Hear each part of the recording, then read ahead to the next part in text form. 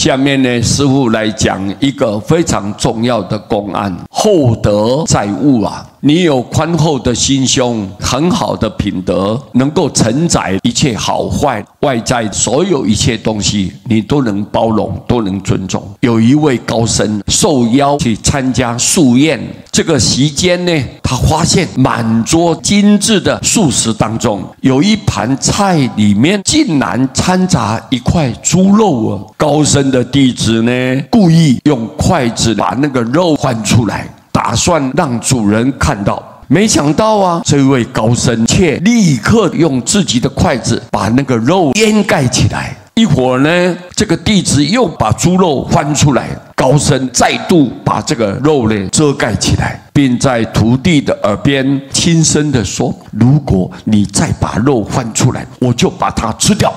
徒弟啊，听到以后再也不敢把肉翻出来了。这个宴会以后啊，高僧辞别了主人，在归途当中，徒弟很不解地问了师父：“刚才那个厨子明明知道我们不吃荤的啊，为什么把猪肉放到素菜当中呢？”徒弟只是要让主人知道，让主人严厉处罚他而已啊。高僧就说了：“每一个人都会犯错啊，无论是有心还是无心。如果让主人看到菜中的猪肉，在盛怒之下，他很有可能当众去处罚厨师，甚至于把厨师给辞退了。这都不是我愿意看见的。人啊，不讲理是缺点，人硬要讲理却是盲点呢。理直气和比理直气壮更能说服改变他人。待人处事固然要得理呀，